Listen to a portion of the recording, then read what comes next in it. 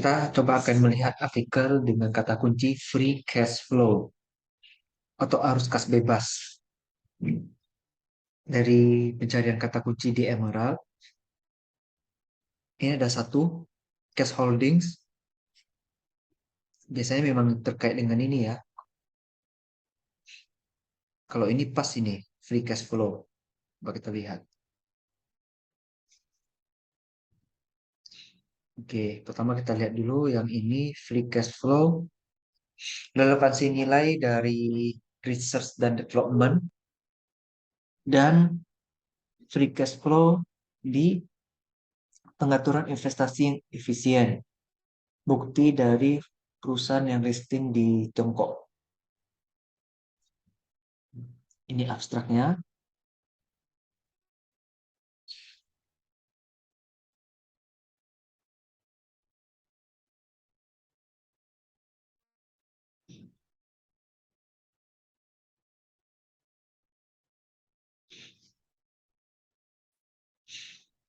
Apakah ini ada di asosiasi dengan siklus hidup dari teksnya ya? R&D dan FCF itu berbeda dalam segi kompetitif pasar sebagai perbandingan dari market dari pasar yang terkonsentrasi. Metodologinya sebetulnya regresi ya kalau ini. Kemudian hasilnya menunjukkan kalau R&D dan FCF ini nilainya relevan untuk di perusahaan listing di Tiongkok. Dan pengaruhnya juga positif dan signifikan. Ini ada limitasi dan practical implication. Ini originality. Ini adalah studi pertama yang membahas efisiensi pasar perusahaan dengan R&D dan FCF dan mengeksplor pengaruhnya terhadap relevansi nilai dari informasi akuntansi. Ini menjadi novelty-nya. Yang kedua, pengaruh dari R&D terhadap relevansi nilai itu dipelajari oleh berbagai peneliti, tetapi relevansi nilai dari R&D dan FCF selama tahapan siklus kehidupan yang berbeda masih harus dijawab lebih lanjut ya. Yang terakhir, studi ini mencoba menjawab pertanyaan jika respon pasar terhadap R&D dan FCF itu berbeda dari pasar kompetitif dan dibandingkan dengan pasar yang terkonsentrasi. Kita lihat di sini ada fenomena yang langsung membahas tentang FCF dan R&D. Ini membahas tentang konten informasi,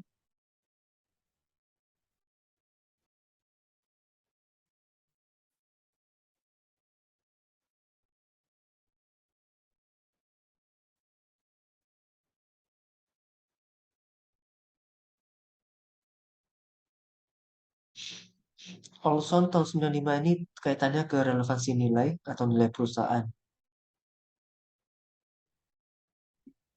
Ini literatur reviewnya membahas teori tentang relevansi nilai dari laba, nilai buku, free cash flow, dan R&D.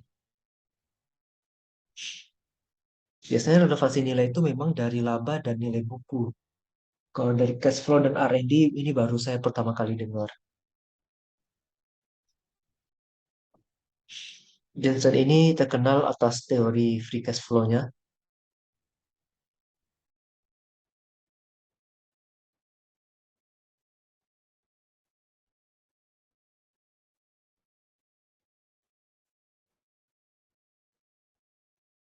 Pengembangan hipotesis. Kalau hipotesis pertama tadi, ini relevansi nilainya di perusahaan di Tiongkok secara umum berarti ya. Kalau ini hipotesis kedua berdasarkan siklus hidup dari stage-nya, tahapan siklus hidup yang berbeda. Kalau yang hipotesis ketiga ini antara industri yang terkonsentrasi sama industri yang kompetitif. Untuk sampel biasa, mode spesifikasinya ini harga bulan keempat. Biasanya also memang begitu, tapi kita harus telusuri kenapa harus bulan keempat.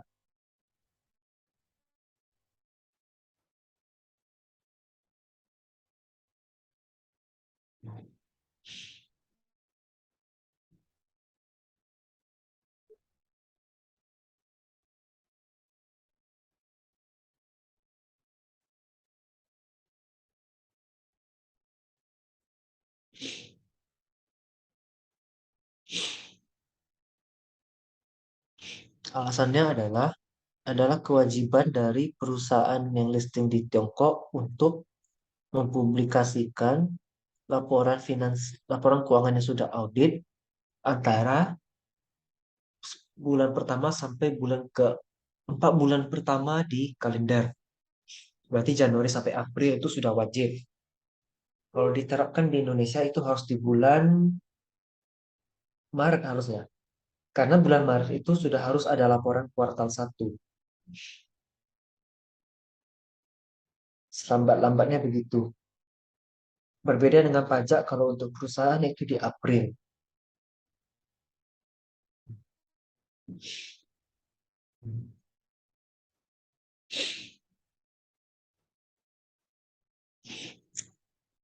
Untuk R&D, biaya bagi total aset. Oke. Free cash flow, operating income before depreciation, total tax. Berarti ini earning after tax, after interest, dan after dividend. Tapi harus sebelum depresiasi dibagi dengan total aset. Kalau lihat dari dua rumus ini ada semua di laporan keuangan. Ini persamaan regresi, investment efisien. I knew. Rumusnya RAD expenditure tambah capital expenditure kurang cash receipt from sales of property dan equipment dibagi dengan total aset total aset tahun lalu. Lag ini artinya mundur 1 tahun atau satu periode.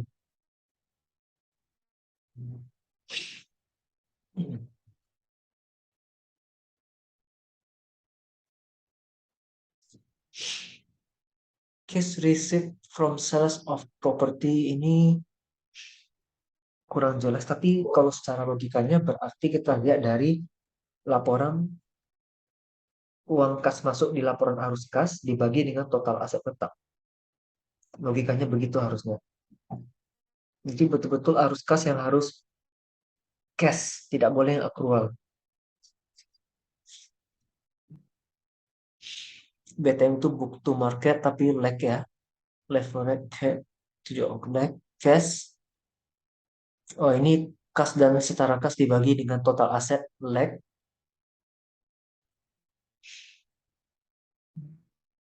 Tujuan dia dibikin lag ini karena di harga sahamnya itu dia pakai yang di bulan keempat tadi ya. Bukannya ini jadi mundur.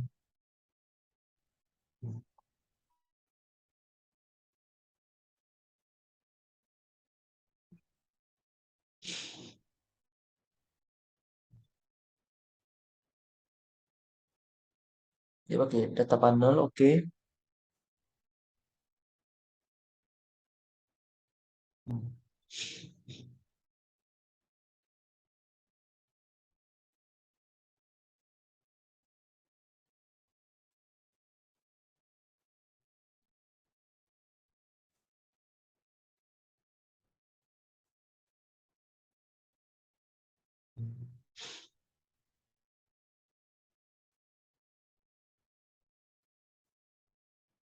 Ini pembagiannya life cycle ini dari usia perusahaan.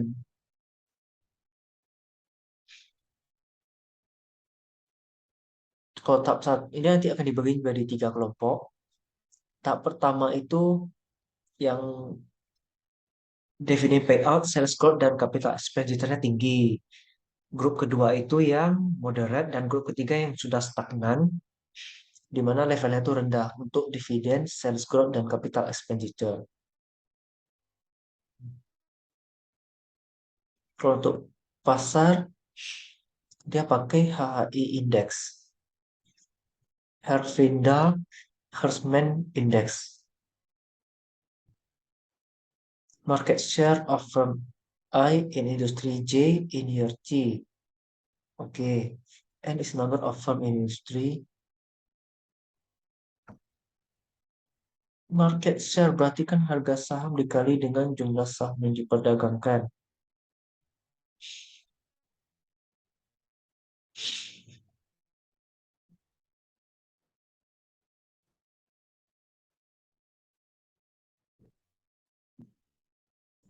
Sales are negatif ini tidak dimasukkan, tapi saya bingung juga gimana caranya sales itu negatif.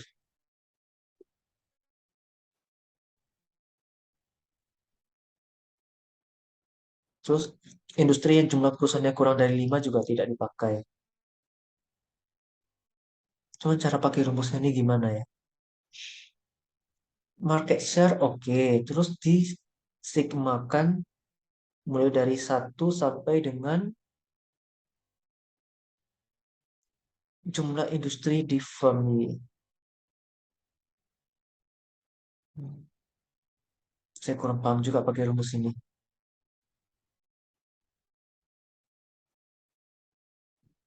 Ini, ini deskriptifnya aja.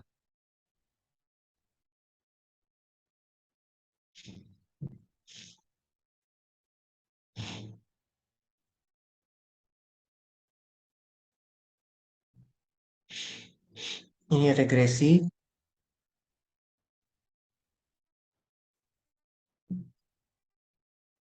Ini yang ada kali ini artinya moderasi.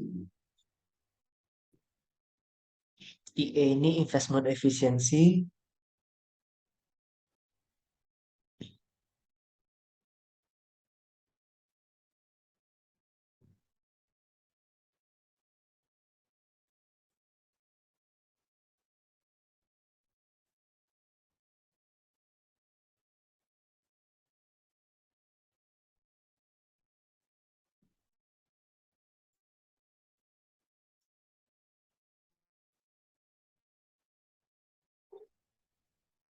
Untuk kesimpulan dan rekomendasi, tadi di abstrak sudah ada kesimpulannya ya.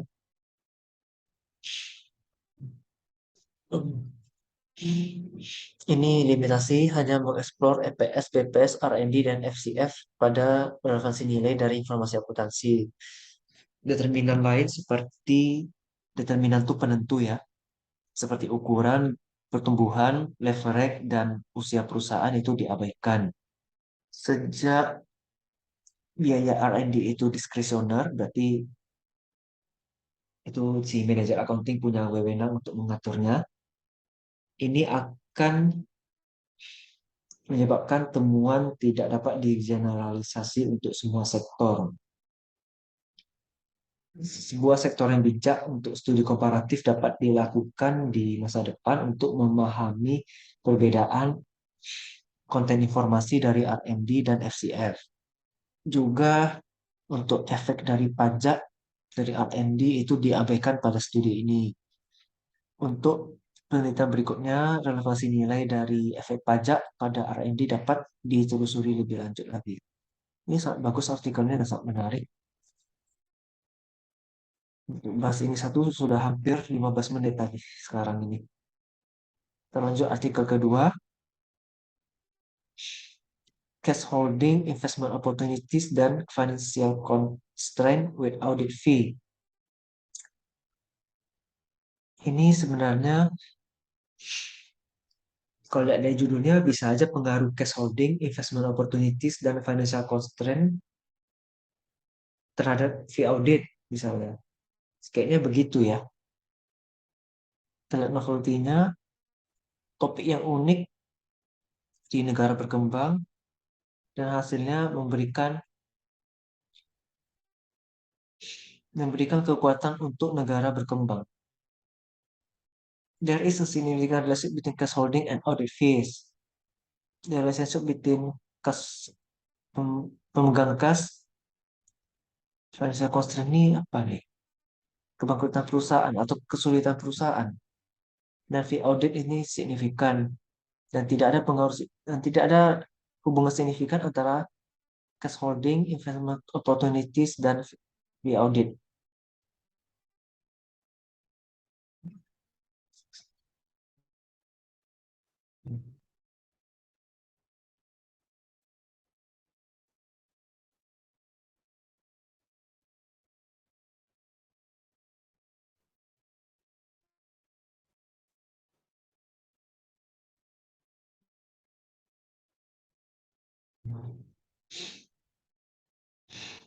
Ini fenomena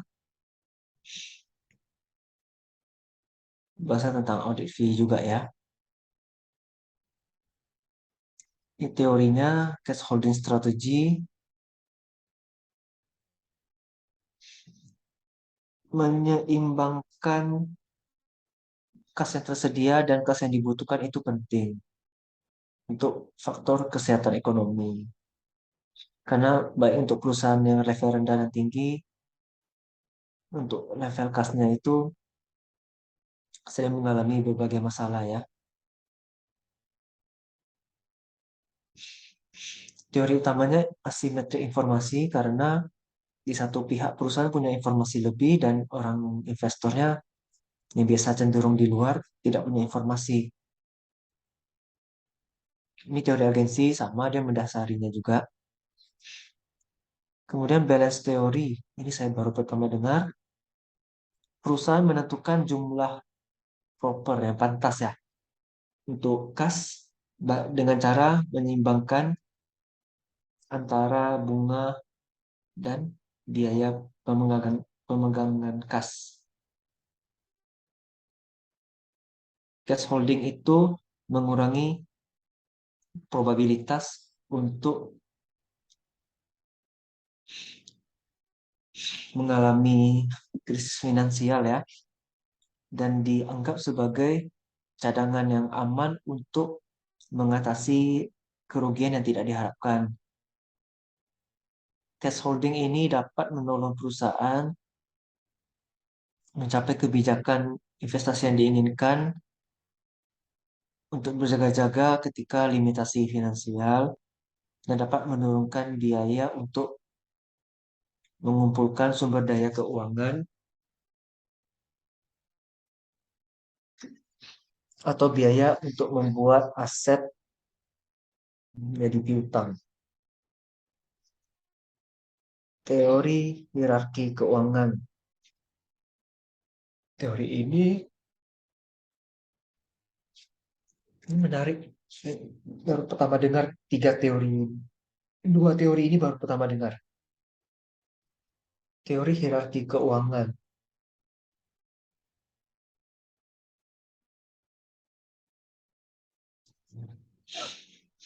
Perusahaan lebih suka financing dari sumber internal daripada eksternal yang sensitif terhadap informasi keuangan.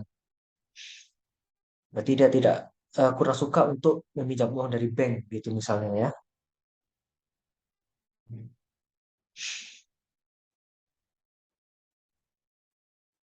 Di konteks finansial, perusahaan menyediakan sumber daya investasi dari sumber laba yang diakumulasi, kemudian dengan hutang yang rendah risiko dan tinggi risiko, dan akhirnya dengan penerbitan saham baru atau share issuance. Sejak manajemen menyukai sumber internal daripada eksternal, pemegangan kas itu lebih diutamakan untuk mendapatkan perusahaan untuk secara internal memenuhi keuangan secara internal dan tidak mengambil dari keuangan eksternal. Berarti theory of hierarchy in finance ini mengutamakan internal dulu baru eksternal. Ini ada mirip juga dengan teori di struktur modal ya. Kemudian teori of free cash flow ini di struktur modal ada juga teorinya. Manajer lebih cenderung untuk mengakumulasikan kas untuk meningkatkan pengendalian sumber daya dan untuk memungkinkan keuntungan dari judgement dan realisasi kekuatan di keputusan investasi perusahaan. Dari situ dilihat kalau perusahaan itu bekerja dengan kas untuk mencegah informasi yang detail tersajikan di pasar bursa, walaupun manajer mungkin membuat beberapa investasi yang mungkin akan memiliki efek negatif terhadap kekayaan pemegang saham.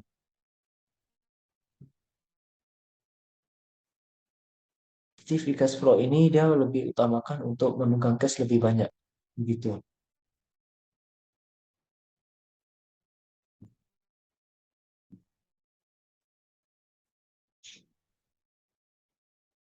Cash holding and audit fee. Investment opportunity, cash holding and audit fee. Hmm. Ini data-data keuangan biasa.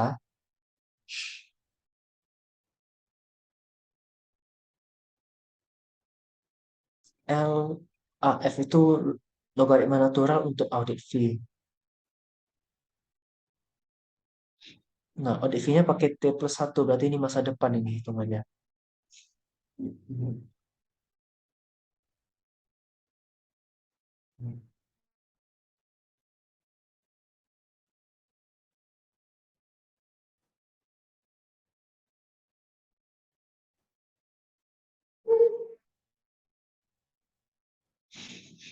Constraint ini pakai Index Restriction Financing, lokal KZ. Saya nggak tahu apa itu lokal KZ.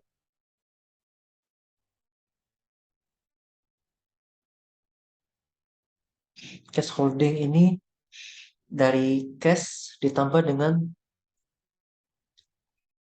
surat berharga yang bisa dijual di pasar ya, dikurangi dengan operasional cash flow dibagi dengan total aset.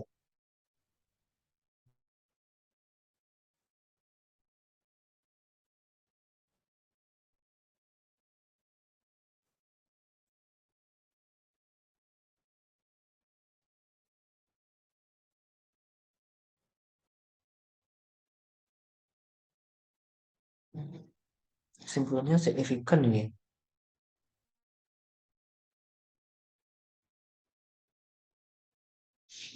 Ya, mungkin ini dulu yang bisa saya bahas mengenai penelitian yang topiknya free cash flow atau cash holdings. Ini sangat menarik dan mungkin saya pun tertarik untuk membuat satu yang seperti ini karena dari segi pembahasannya dan teorinya banyak hal baru yang bisa dipelajari. Semoga dapat membantu teman-teman yang melakukan penelitian di bidang ini dan sampai jumpa di pembahasan artikel berikutnya.